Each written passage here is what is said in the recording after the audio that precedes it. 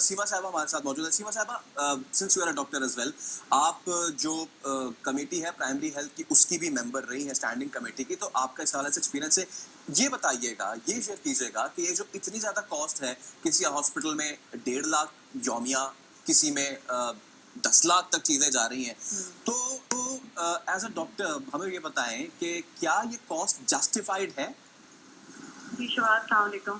Sorry वो पहले आवाज़ नहीं आ रही थी मेरी, और उससे पहले मदिया ने मुझसे एक बहुत इंपॉर्टेंट सवाल किया था हेल्थ केयर कमीशन का. मैं प्लीज़ उसका थोड़ा सा आपको बताना चाहूँगी, और फिर उसके बाद के जो आपने मुझे यौमिया सवाल किया है, ये भी बड़ी तशवीश की बात है, मैं इसके ऊपर भी बात करूँगी. मदिया, देखिए, ये जो हेल्थ केयर कमीशन है ना, ये बिल्कुल गैर फाल हुआ हुआ है. ये एक वॉच डॉग बॉडी है जिसका काम है हर चीज़ को सूबे के जितने भी ये मेडिकल इंस्टीट्यूट हैं इनके ऊपर एक सुपरविजन करना, और उनकी from everything, from starting from their working to what they are charging, licensing, everything, their SOP.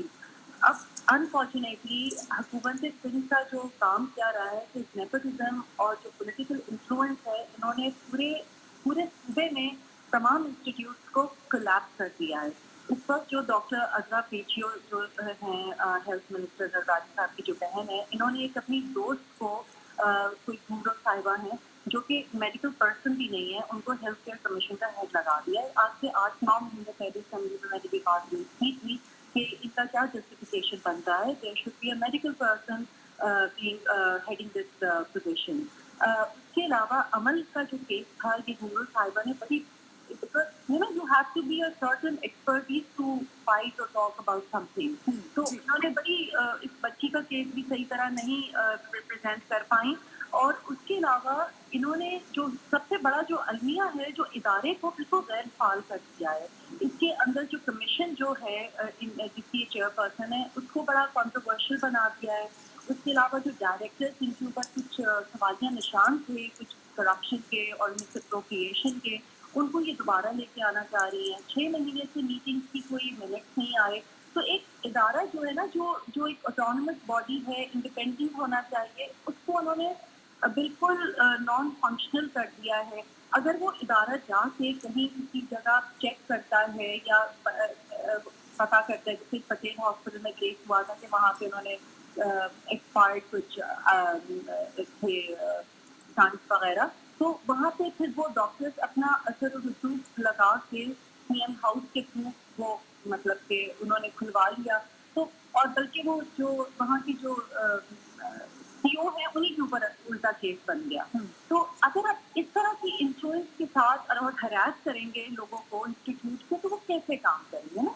एक तो क्वेश्चन ये हो गया कि Sindh health care commission is not functioning, is not available. आप कहीं नहीं देख रहे role of Sindh health care commission, आप कहीं नहीं देख रहे to regularise, to monitor an institute. Now let's come on the private hospital.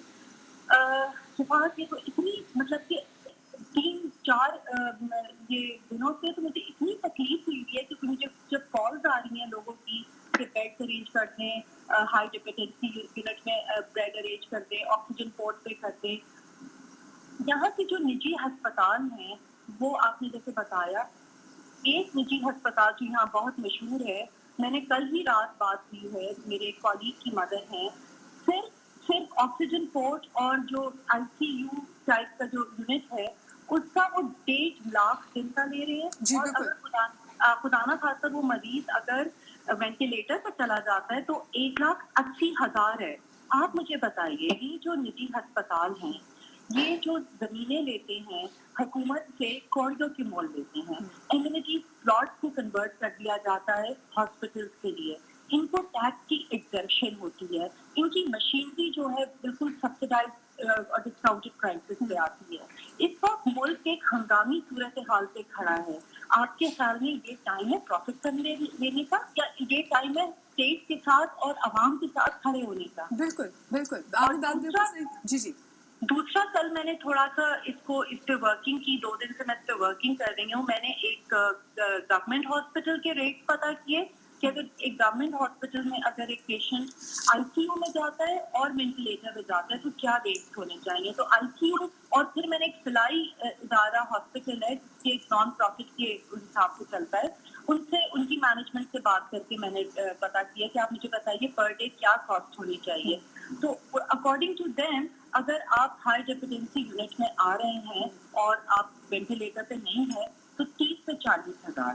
اور اگر آپ آئی سی یو پہ چلے جاتے ہیں وینٹیلیٹر پہ چلے جاتے ہیں تو 60 سے 80 میکسیمم 80,000. یا فلاحی ادارے کا بتا رہی ہیں جو فلاحی ہاسپٹل ہے؟ فلاحی ہاسپٹل. اور میں یہ آپ کو ایک ایوریج بتا رہی ہوں. میں نے گورنمنٹ ہاسپٹل کی مینجمنٹ سے بات کی ہے اور ایک میں نام نہیں لوں گی ہاسپٹل کا, اور ایک فلاحی ہاسپٹل ہے جو کہ نان پروفٹ کے اوپر چلتا ہے. تو انہوں نے مجھے کہا ہے کہ maximum with ventilator everything it should be 80,000. یہاں پہ یہ 1,60,000 1,80,000 لے گئے. اور سیما جی سب سے افسوسناک بات ہے کہ یہاں پر جو پہلے ہی مریضوں سے اتنا پیسہ لے لیا جاتا ہے, اور اگر آپ اتنے پیسے ایڈوانس میں 10 دنوں کی 8 فیس جمع نہ کرائیں تو آپ کا جو مریض ہے اس کو ایڈمٹ ہی نہیں کیا جا رہا. میں نصرت صاحبہ جی کون شاید میرے خیال میں 0.1 اور 2% لوگ ہوں گے شہر کے جو کہ 1,80,000 ایک دن کا دے سکتے ہیں اور شاید سب کچھ بیچ باچ کے اپنے پیاروں کے لیے. سیما صاحبہ جو بات بھی کر رہی ہیں کہ اگر فلاحی اداروں میں 40,000 اور گورنمنٹ میں ایز این ایوریج 80,000 ہے, ڈپینڈ یہ کرتا ہے کہ اس میں جگہ کتنی بچی ہے. تو نصرت صاحبہ آپ بتائیں, آپ نے کوئی سوال سے ریسرچ کی ہے, کوئی آپ کو علم ہے کہ جو سرکاری اسپتال رہ گئے ہیں؟ جی مجھے ایک سیکنڈ دیے گا. دیکھیے ایک کمیٹی بنی تھی جس میں ڈاکٹرز نے, جو پرائیویٹ ہاسپٹل کے ڈاکٹر تھے, انہوں نے یہ آفر کیا تھا کہ گورنمنٹ ہمیں اگر تھوڑا سبسڈائز کر دے, ہمارے ساتھ کھڑی ہو جائے تو ہم ان ریٹ کو کم کر سکتے ہیں. میرا آج سوال ہے سندھ حکومت سے, اور میں یہ وفاق سے بھی کروں گی, یہ ٹائم ہے کہ آپ ان جو پرائیویٹ ہاسپٹلس ہیں, ایک تو ان کے ریٹ اسٹینڈرڈائز کریں, اسٹینڈرڈائز کریں, اور پھر اگر آپ اس کو فردر سبسڈائز کر سکتے ہیں تاکہ عوام کو کچھ ریلیف ملے. بالکل اسٹینڈرڈائز کرنے کی ضرورت ہے. میں نصرت پاپا کے پاس جاؤں گی. نصرت پاپا آپ بتائیے, ایک ایسی بیماری جس کی ابھی تک کوئی ویکسین نہیں آئی, اس بیماری کے لیے جب پرائیویٹ ہسپتال والے آپ کو 1 لاکھ 1.25 لاکھ